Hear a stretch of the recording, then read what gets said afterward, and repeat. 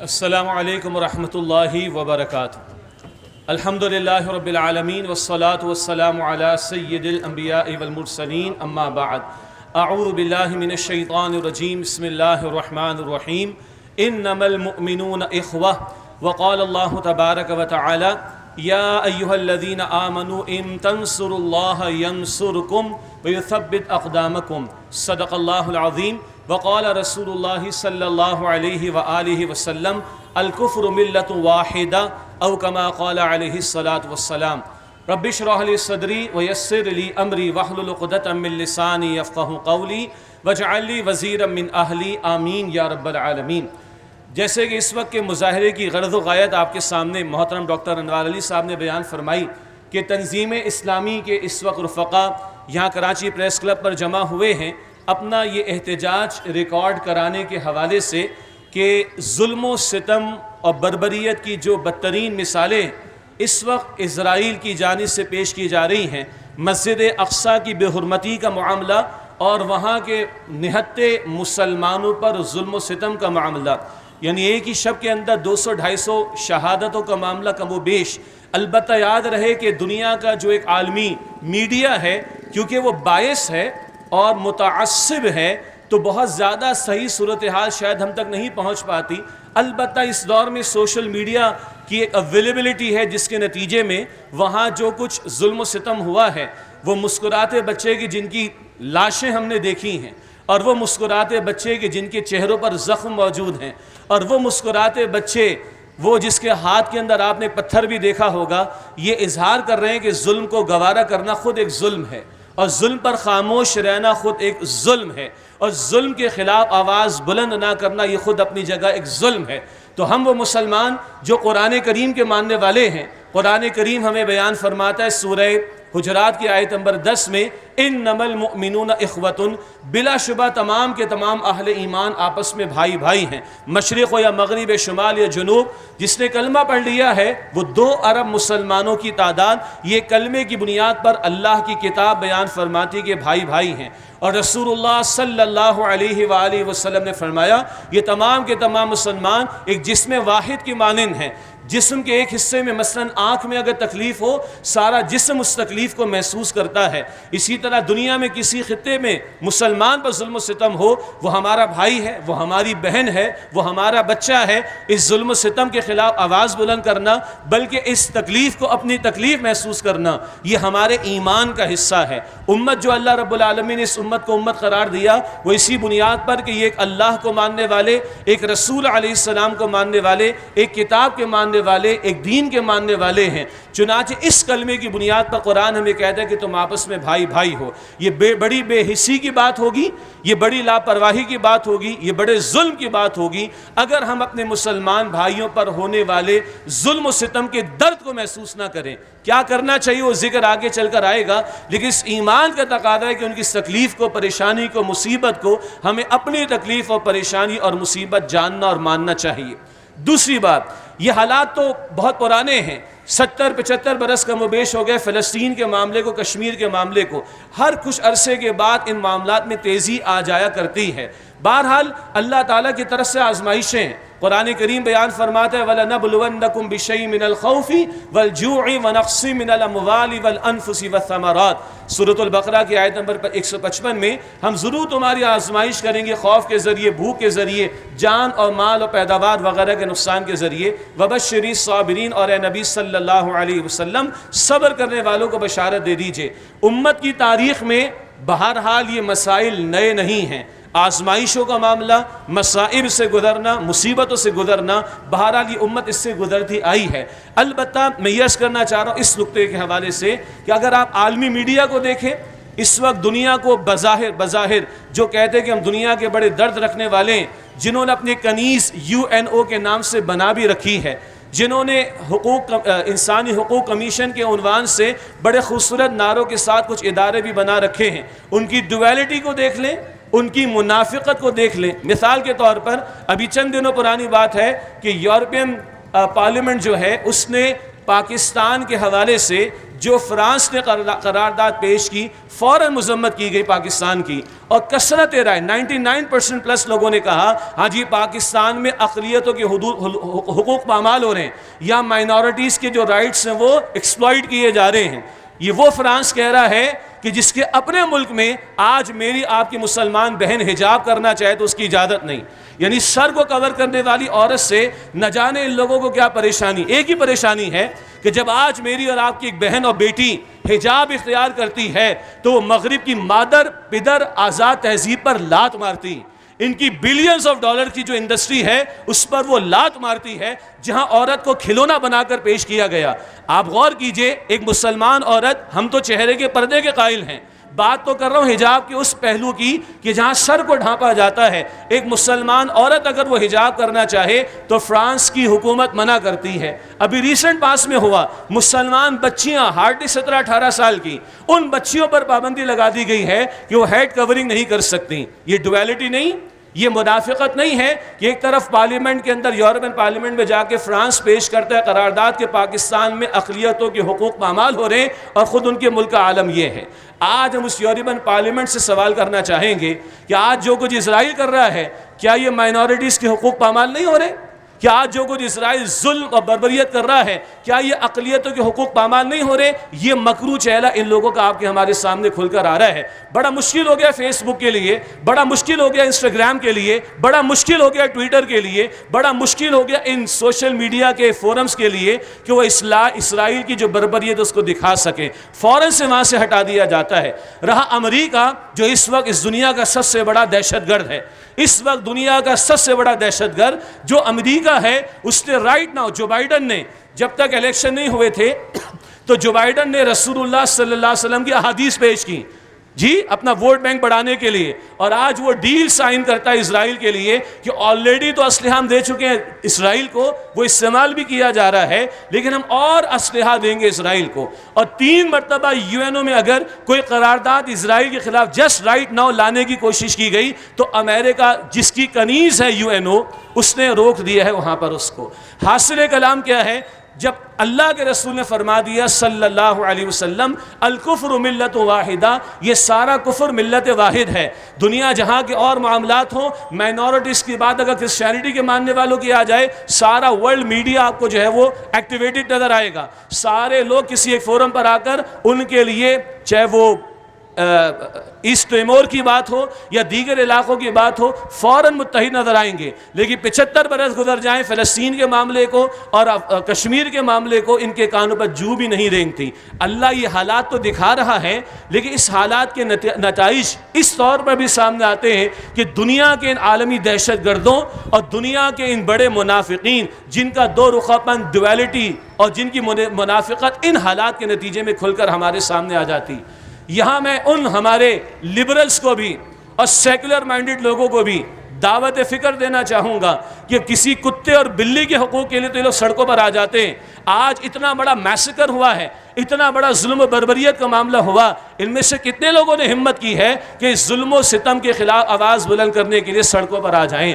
میرا سوال ہے ان لبرل سے، میرا سوال ہے ان سیکولر مائنڈڈ لوگوں سے جو کتوں اور بلیوں کے حقوق کے لیے سڑکوں پر آتے ہیں، جو اور اس طرح کی سلمان تاثیر جیسے ملعون کے مسئلے پر جو ہے وہ سڑکوں پر آ جاتے ہیں، لیکن آج جب یہ خالص انسانی سطح پر دیکھیں جس طرح کی وہ نامسکی نے جو بات کہی امریکہ کے اندر کہ تم کسی کے پوری بلڈنگز کو بلڈوز کر دو، تم گھروں کو برباد کر دو، تم ان کی مسجدوں کو برباد کر دو، تم ان کے گھروں میں گھس کر ان کی ماؤں بیٹوں کی عصمت کو جو ہے وہ برباد کر دو، پامال کر دو، تم ان کے بچوں کو شہید کر دو، اور اس کے بعد اگر یہ کچھ کہنے کی کوشش کریں اور کچھ کرنے کی کوشش کریں تو ساری دنیا کہتی جناب یہ حماس والے دہشت گرد ہیں، یہ جو مجاہدین جنہوں نے راکٹ برسانے کی کوشش کی ہے یا کچھ اقدام کرنے کی کوشش کی ہے، ساری دنیا ان کو اس وقت بھی کہہ رہی کہ جناب یہ دہشت گرد ہیں۔ اور جو کچھ اسرائیل نے کیا ہے اس کے بارے میں کوئی ورلڈ میڈیا بائی لارج الا ماشاءاللہ وہ کہنے کو تیار نہیں۔ یہ نقطہ میں نے اس لیے عرض کرنا چاہا،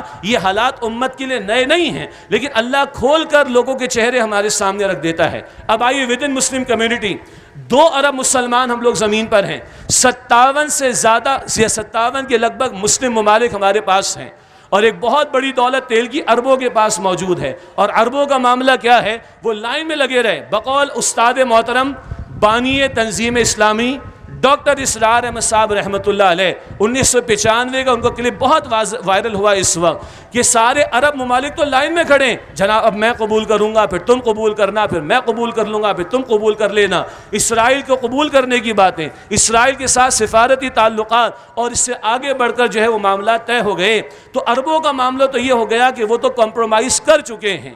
رہا عجم کا معاملہ، یعنی نان عرب مسلم کنٹریز کا معاملہ، تو ترکی کے صدر نے کچھ کہا تو کچھ کہا، ہمارے یہاں سے 2-4 بیانات تو گئے ہیں، مگر جو شدت جذبات کا اظہار ہونا چاہیے اور جو مذمت سے آگے بڑھ کر، یہ ہمارے بینرز پہ لکھا ہوا ہے کہ فلسطین کا دفاع مذمت سے نہیں، اسرائیل کی مرمت سے ہوگا۔ اللہ تعالیٰ نے ایٹمی صلاحیت کاہے کے لیے دی ہے؟ اللہ تعالیٰ نے میزائل ٹیکنالوجی کس لیے دی؟ مجھے ایک لائیو پروگرام کے اندر ڈاکٹر عبدالقدیر صاحب نے بتایا، یس we are in a position کہ ہم یہاں سے تل ابیب کو ہٹ کر سکتے ہیں۔ یہ اللہ نے ٹیکنالوجی کاہے کے لیے دی ہمیں؟ یہ ایٹمی صلاحیت اللہ تعالیٰ نے کاہے کے لیے دی؟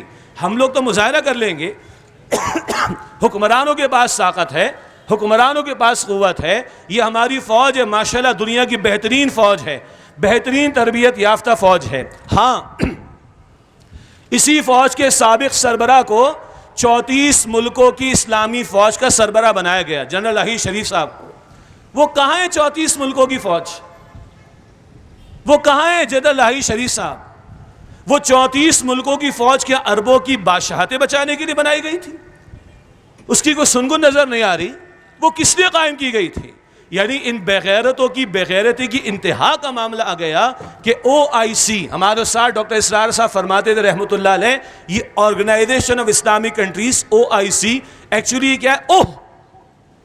IC یہ ہو گیا مسلمانوں کے ساتھ، بس ایک قرارداد آ گئی، اور ابھی ایک جناب انہوں نے ورچوئل کانفرنس کر لی، اور آگے ہمارے وزیر خارجہ صاحب گئے میں ترکی کہ ہمیں جناب UN میں جا کر کوئی مذمتی قرارداد پیش کرنی۔ بھائی یہ قرارداد سے کام ہونے والا نہیں ہے، یہ مذمتوں سے کام ہونے والا نہیں ہے۔ ان ظالموں جابروں ہی کا قلم قمع کرنے کے لیے اور ان کا معاملہ درست کرنے کے لیے اور ظلم کے خاتمے کے لیے اور مظلوموں کی داد رسی کے لیے اللہ رب العالمین کے دین نے ہمیں قتال کا حکم دیا ہے۔ ہاں ہم قائل ہیں، یہ قتال کون کرے گا؟ حکمرانوں کے پاس طاقت موجود ہے۔ ہاں جیسے بھی ہمارے بھائی نے کہا اگر یہ اس قابل نہیں ہے تو بھائی گھر پہ جا کر بیٹھے، کسی اور کو پھر آنے دیجئے کہ جس کو اللہ ایمان کی غیرت عطا فرمائے، اور وہ کم سے کم مذمتی بیان سے آگے بڑھ کر دھمکی تو دے۔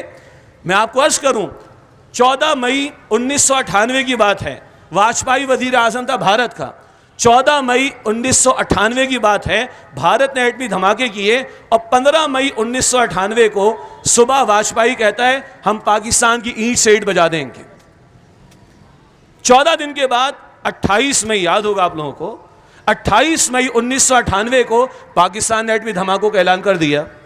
29 مئی کی صبح کو واجپئی کا بیان آیا، we are ready for table talks, ہم مذاکرات کے لیے تیار ہیں۔ تو یہ باتوں سے ماننے والے لوگ نہیں، ان کا علاج لاتوں سے ہی کیا جا سکتا ہے۔ لاتیں ان کو بہرحال ہمارے پڑوسی ملک میں پڑیں۔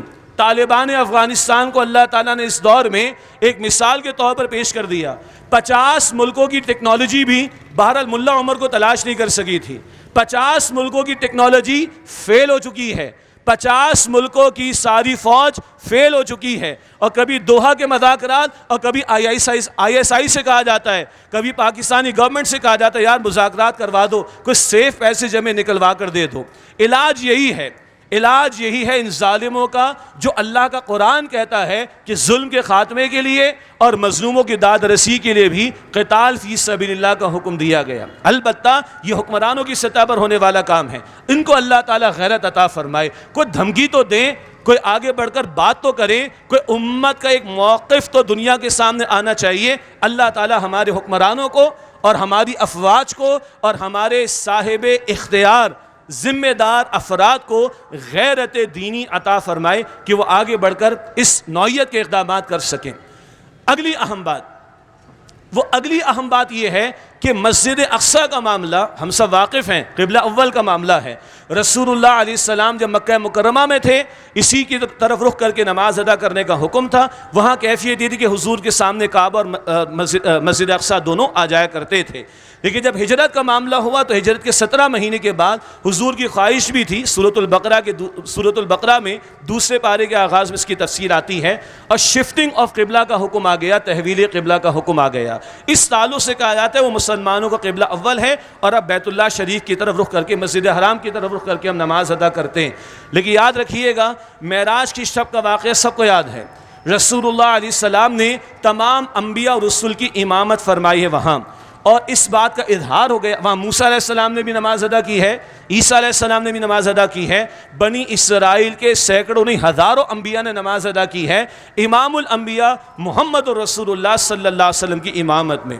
تو یہ مسئلہ حل ہو چکا ہے کہ اب بیت المقدس کی تولیت کا معاملہ ہو، اس کے انتظام کا معاملہ ہو، یہ آخری امت مسلمہ اس کے ذمہ داری ہے، اور اس کا حق ہے ختم نبوت کے بعد جو نبی اکرم صلی اللہ علیہ وسلم آخری رسول بنا کر بھیجے گئے ہیں۔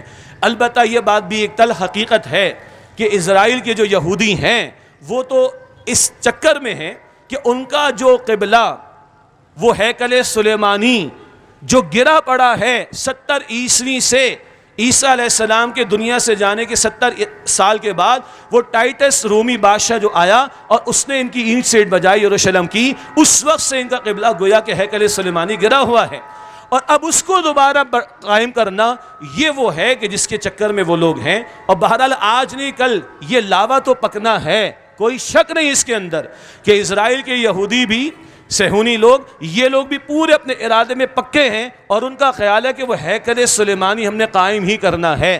نتیجتاً مسلمانان فلسطین پر اور زیادہ آزمائشوں کا معاملہ آنا ہے۔ یہ وضاحت رسول اللہ صلی اللہ علیہ وآلہ وسلم کی واضح احادیث مبارکہ میں موجود ہیں، اور پھر جب لاوا پکے گا، بہرحال مسلمانوں کا دل اگر مدینہ شریف اور مکہ مکرمہ کی محبت سے بھرا ہوا ہے تو مسجد اقصیٰ سے بھی مسلمانوں کی محبت کا معاملہ کم نہیں ہے۔ پھر وہ لاوا پکنا ہے، اور پھر وہ جو آرمگیڈون جس کو بائبل میں کہا گیا انگریزی میں، اور ملحمۃ العظمیٰ احادیث مبارکہ میں کہا گیا، وہ ایک بہت بڑی جنگ کا معاملہ سجنا، تو بہت بڑی جنگ ہونی، اور عیسیٰ علیہ السلام کا نزول بھی ہے، دجال بھی نکلے گا، اور عیسیٰ علیہ السلام کے ہاتھوں وہ قتل بھی ہوگا، اور یہ مشرق کا علاقہ، یہ افغانستان، پاکستان اینڈ سو آن، اس علاقے سے فوجوں نے جانا ہے وہاں پر، اور وہاں جا کر نصرت کرنی ہے جناب مہدی کی، اور پھر اللہ تعالیٰ کی زمین پر اللہ سبحانہ و تعالیٰ کا دین غالب ہوگا انشاءاللہ تعالیٰ۔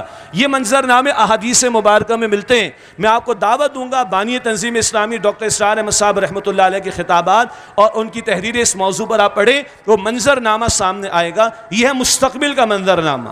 اب سوال ہے کہ ہم اور آپ کیا کریں؟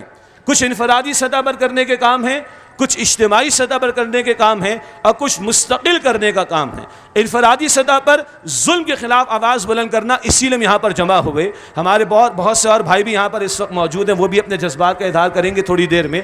ہمارے پریس کے لوگ یہاں پر موجود ہیں، ہم سب مسلمان ہیں بھائی۔ ہم سب کے پاس اگر یہ زبان ہے، اور آج کا میڈیا بھی اس زبان ہی کو ریپرزینٹ کرتا ہے، تو اس زبان کو استعمال کر کے اس ظلم کو کنڈیم کرنا یہ ہمارے بس میں ہے۔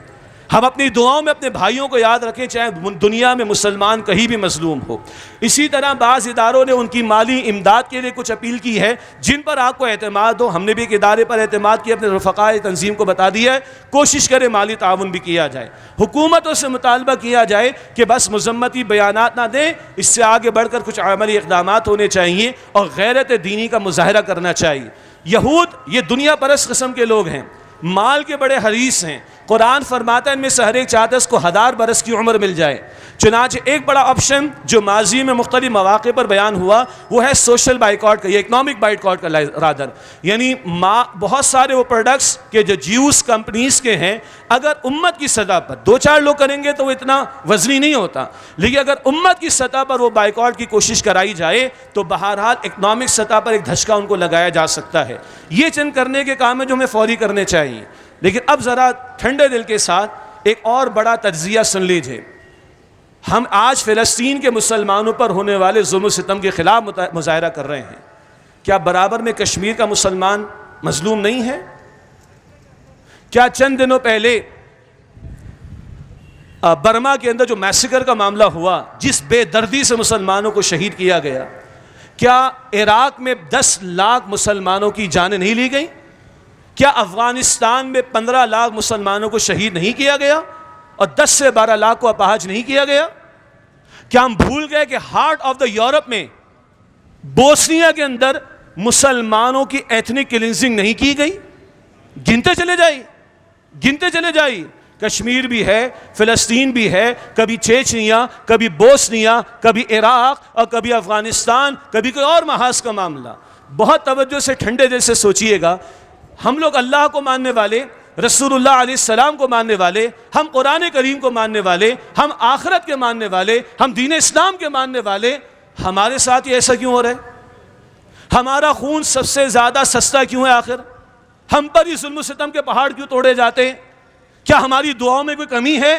کیا رمضان میں کروڑوں مسلمانوں نے دعائیں نہیں کی؟ کیا جمعے کے اجتماعات میں کروڑوں مسلمان دعائیں نہیں کریں گے؟ کیا حرمین شریفین میں لاکھوں مسلمان دعائیں نہیں کر رہے ہوں گے؟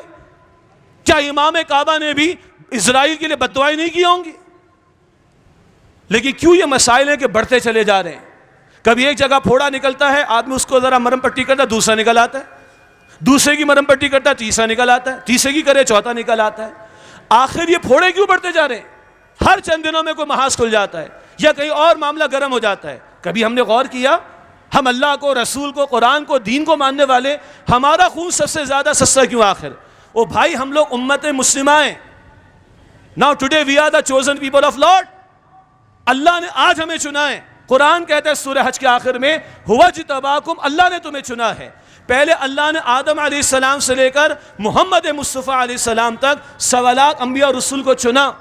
اب ختم نبوت کے بعد اس امت کو اللہ تعالیٰ نے چنا ہے، اور اس امت کا کام صرف نمازیں ادا کرنا نہیں، صرف روزے رکھنا نہیں، صرف تلاوت کرنا نہیں، صرف چند آداب، مسنون آداب کو اختیار کر لینا نہیں، یہ سب بھی کرنے کے کام ہیں، مگر انفرادی سطح سے آگے بڑھ کر اللہ کے دین کو دنیا کے سامنے پیش کرنا، اور اللہ کا دین، اس کا نظام دنیا کے سامنے پیش کرنا، جس کے لیے کبھی طائف کی گلیوں میں محمد مصطفیٰ علیہ السلام کا خون بہایا گیا، جس کے لیے محمد مصطفیٰ علیہ السلام نے بیت اللہ کو روتی آنکھوں سے الوداع کہا، جس کے لیے محمد رسول اللہ علیہ السلام کا خون احد کے میدان میں بہایا گیا، جس کے لیے محمد مصطفیٰ علیہ السلام نے اپنے 70 پیارے صحابہ کے لاشیں احد کے میدان میں دیکھے، جس جد و جہد کے دوران میں پیٹ پر پتھر محمد رسول اللہ نے باندھے، جس جد و جہد کے دوران میں 259 صحابہ کی جانیں دور نبوی میں اللہ کی راہ میں پیش ہوئی۔ تب قرآن کہتا ہے جاء الحق وزہق الباطل ان الباطل کان زہوقا، حق آگے اور باطل مٹ گیا، بے شک باطل ہے ہی مٹنے کے لیے۔ آج وہ قرض ہمارے کاندھوں پر ہے، وقت فرصت ہے، کہاں کام ابھی باقی ہے، نور توحید کا اتمام ابھی باقی ہے۔ اللہ نے دین صرف پڑھنے پڑھانے کے لیے نہیں دیا، کتابوں میں چھاپنے کے لیے نہیں دیا، مدارس اور انسٹیٹیوٹس میں اور اکیڈمیز میں اور دیگر اداروں میں پڑھانے کے لیے نہیں دیا۔ اللہ اپنے کلام کا نفاذ چاہتا ہے۔ اللہ فرماتا ہے قرآن میں 3 مرتبہ، من لم يحكم بما انزل الله فاولئک هم الکافرون، من لم يحكم بما انزل الله فاولئک هم الظالمون، من لم يحكم بما انزل الله فاولئک هم الفاسقون۔ جو اللہ کے نازل کردہ کلام کے مطابق فیصلے نہیں کرتے، وہ تو کفر کر رہے ہیں عملاً، وہ تو ظلم یعنی شرک کر رہے ہیں عملاً، وہ تو فسق یعنی نافرمانیاں کر رہے ہیں۔ تو اللہ کا دین اللہ نے اسٹیبلش کرنے کے لیے دیا ہے، نافذ کرنے کے لیے دیا ہے، صرف پڑھنے پڑھانے کے لیے نہیں۔ اور آج 57 ملکوں میں 2 ارب مسلمانوں میں ایک خطہ ہم دنیا کے سامنے نہیں دکھا سکتے۔ آؤ دیکھو یہ اسلام اور اس کی برکت ہے۔ یہ ہمارا سب سے بڑا جرم ہے، مانے یا نہ مانے۔ ایک پھوڑے پر مرہم لگائیں گے، دوسرا نکلے گا، دوسرے پہ لگائیں گے، تیسرا نکلے گا، تیسرے پہ لگائیں گے، چوتھا نکل جائے گا۔ تشخیص کرو نا، خون میں فساد کدھر آ گیا؟ اصل جڑ کیا ہے اس مرض کی؟ اصل جڑ کیا ہے؟ اللہ کے دین کے ساتھ غداری، اللہ کے دین کو ہم نے پر فراموش کر دیا۔ عربوں کا حال کیا ہے سب کے سامنے، کچھ کہنے کی ضرورت ہے؟ جن کی زبان میں قرآن نازل ہوا، اور آج کس طرح یہود کے ساتھ اور نصارہ کے ساتھ دوستیاں، کس طرح ان کے ساتھ پینگے بڑھانا، کس طرح ان کے ساتھ جو ہے وہ ایکوموڈیٹ ان کو کرنے کی کوشش کرنا۔ جن کی زبان میں قرآن نازل ہوا، ان عربوں کی اکثریت کا حال تو یہ ہے۔ اور پھر ہم ہیں مسلمانان پاکستان، جنہوں نے اسلام کے نام پر یہ ملک لیا تھا۔ اور آپ کو یاد ہے قائد اعظم نے کیا کہا تھا؟ قائد اعظم نے فرمایا تھا کہ اگر اسرائیل نے کوئی گڑبڑ کی ہے فلسطین کے مسلمانوں کے ساتھ، تو ہم پاکستان سے اس کا جواب دیں گے۔ یہ ریکارڈ پر بات موجود ہے۔ اور 1967 میں جب عرب وار ختم ہوئی ہے، تو عرب وار ختم ہونے کے بعد اسرائیلی وزیر اعظم نے کیا کہا؟ ہمیں عربوں کے بارے میں کوئی پریشانی نہیں، ہمارا سب سے بڑا نظریاتی دشمن پاکستان ہے جو اسلام کے نام پر بنا ہے، تو ان کا علاج اسلام سے ہوگا، ان کا علاج نظام خلافت سے ہوگا۔ آج دنیا میں بات چلی ہے، تنظیم اسلامی بھی یہ کہتی ہے، تنظیم اسلامی کا پیغام خلافت راشدہ کا نظام، ہم بھی خلافت کی بات کرتے ہیں، وہ نظام خلافت جہاں حاکمیت اللہ کی مانی جائے بندوں کی نہیں، وہ نظام خلافت جہاں اللہ کے ان بندوں کو جو کلمہ گو ہیں ان کو ڈیوائیڈ نہ کیا جائے، ان کو ایک مرکز پر لانے کی کوشش کی جائے، جن کو متحد کرنے کی کوشش کی جائے۔ جب نظام خلافت ہوتا ہے، اللہ کا دین غالب ہوتا ہے، تو اللہ کی مدد بھی شامل حال ہوتی ہے۔ قرآن فرماتا ہے سورہ محمد صلی اللہ علیہ وسلم کی آیت نمبر 7 میں، یا ایھا الذین آمنوا ان تنصروا اللہ ینصرکم، اے ایمان والو کہ تم اللہ تعالیٰ کی مدد کرو گے تو اللہ تعالیٰ تمہاری مدد فرمائے گا، ویثبت اقدامکم، تمہارے قدموں کو مضبوطی دے گا۔ آج اللہ کے دین کے ساتھ ہم نے معاف کیجیے گا غداری کی، اللہ کا دین ہماری پرائرٹی میں نہیں، وہ ملک جس کو اسلام کے نام پر لیا، سود کا دھندا یہاں بھی جاری، بے حیائی کا طوفان یہاں بھی جاری، شریعت کی سزا یہاں پر نافذ نہیں، شریعت کے کئی احکامات سے متصادم قوانین ہمارے آئین کے اندر موجود ہیں، کیسے اللہ کی مدد آئے گی؟ اور اللہ فرماتا ہے سورہ آل عمران میں آیت نمبر 160 میں، ان ینصرکم اللہ فلا غالب لکم، اگر اللہ تمہاری مدد فرمائے کوئی تم پر غالب نہیں آ سکتا۔ آج نہیں ہے نا مدد اللہ کی ہمارے شامل حال، کیوں؟ اللہ کا دین ہماری پرائرٹی نہیں، اللہ کا دین ہماری ترجیح نہیں، اور جب تک دین ترجیح نہیں بنے گا اللہ کی رحمت متوجہ نہیں ہوگی۔ پھر آج ہم کشمیر کو روئیں گے، فلسطین کو روئیں گے، بوسنیا کو روئیں گے، چیچنیا کو روئیں گے، اس ملک پاکستان کو روئیں گے۔ میرے بھائیوں بزرگوں، میرے بھائیوں میرے ساتھیوں، اصل حل کیا ہے؟ وہ ہے نظام خلافت کا قیام، اور اس کے لیے ملک موزوں ترین ہے، فیزیبل ترین ہے پوری دنیا میں، یہ لیا گیا اسلام کے نام پر، یہ مانگا گیا اسلام کے نام پر، اور دیا اللہ تعالیٰ نے اسلام کے نام پر، اور اس کے بنانے والوں نے بھی کہہ دیا یہاں سے ہم جواب دیں گے اسرائیل کو۔ کب دیں گے؟ کب دیں گے؟ جب اللہ ہمارے ساتھ ہوگا، جب اللہ کی مدد ہمارے شامل حال ہوگی۔ تو اس نظام خلافت کو قائم کرنا، اللہ کے دین کو قائم کرنا، یہ اصل حل ہے۔ جب یہ کام ہوگا تو امت متحد ہوگی، اور امت میں کسی کونے میں اگر کوئی ظلم ہوگا تو کبھی رہا سا خلافت کا دور تھا، رہا سا کیوں کہہ رہا ہوں؟ آئیڈیل نہیں، مگر حجاج بن یوسف نے بھی محمد بن قاسم کو بھیجا رحمت اللہ علیہ ایک عورت کی فریاد پر۔ تو جب نظام خلافت قائم ہوتا ہے پھر جلسے جلوس نہیں ہوتے، پھر ٹی بورڈز لے کر کھڑے نہیں ہوتے، پھر احتجاج نہیں ہوتا، پھر تلوار فیصلہ کرتی ہے، پھر ظالموں کی آنکھوں میں آنکھیں ڈال کر بات کی جاتی ہے۔ تب تک تو ہم مظلوم بنیں گے بھائی، تب تک تو ہمیں جھیلنا پڑے گا، تب تک تو یہ برداشت کرنا پڑے گا، یہ پھوڑے بڑھتے چلے جائیں گے جب تک کہ نظام خلافت کی طرف نہیں آئیں گے۔ اس کی طرف آئیں، اللہ کے دین کے ساتھ کمیٹڈ ہوں، اللہ کے دین کے ساتھ ہم مخلص ہوں، اللہ کے دین کو پرائرٹی نمبر 1 قرار دیں، تو انشاءاللہ آج اللہ تعالیٰ کی مدد ہمارے شامل حال ہوگی، اور پھر ہم پریس کلب پر کھڑے ہو کر مظاہرہ نہیں کریں گے۔ پھر انشاءاللہ تعالیٰ یہ ٹیکنالوجی اللہ نے ایٹمی ٹیکنالوجی کائے کے لیے دی؟ سجانے کے لیے دی۔ یہ میزائل ٹیکنالوجی کیا کچھ خاص پلیسز کے اوپر اسٹور کرنے کے لیے دی؟ یہ لاکھوں کی فوج جو تربیت یافتہ ہے، جن کا موٹو کیا ہے؟ اللہ اکبر۔ ہمیں کبھی موقع ملتا ہے ان سے خطاب کرنے کا؟ جہاد فی سبیل اللہ، اللہ اکبر۔ ایمان، اتحاد، تنظیم تو قائد اعظم کے الفاظ ہیں، ہماری افواج کا موٹو کیا ہے؟ جہاد فی سبیل اللہ۔ تو جب نظام خلافت کا قائم ہوگا، اللہ کے کلمے کی سربلندی ہوگی، تو یہ ساری ٹیکنالوجی، یہ ساری ریسورسز، یہ ساری افواج پھر اللہ کے کلمے کی سربلندی کے لیے اور مظلوم کی داد رسی کے لیے اور ظلم کے خاتمے کے لیے استعمال ہوگی۔ آج اگر دنیا ویپنز آف ماس ڈسٹرکشن کے نام پر عراق میں ہمارے 10 لاکھ بھائیوں کو شہید کرنے کی اجازت دیتی ہے UN کے ذریعے، آج اگر دنیا امریکہ بدماش کو 50 ملکوں کے ساتھ ٹوئن ٹاورز کا بہانہ بنا کر افغانستان میں انویژن کی اجازت دیتی ہے، اگر ظلم کی اجازت ان ظالموں نے دی ہے، تو آپ کا اور میرا رب ظلم کے خاتمے کے لیے اور مظلوم کی داد رسی کے لیے اور عدل کے نفاذ کے لیے اور اس کے کلمے کی سربلندی کے لیے قتال فی سبیل اللہ کا حکم بھی دیتا ہے۔ اللہ تعالی ہمیں بھی غیرت دے، ہمارے عوام کو بھی دے، ہمارے حکمرانوں کو بھی دے، ہماری افواج کو بھی دے، ہمارے اور صاحب اختیار ذمہ داران کو بھی، ہم سب کو دینی غیرت عطا فرمائے، اور اللہ اپنے دین کے ساتھ کمیٹڈ فرما دے، اور اللہ امت کا درد مجھے اور آپ کو ہم سب کو عطا فرمائے۔ آمین یا رب العالمین، وآخر دعوانا ان الحمد للہ رب العالمین۔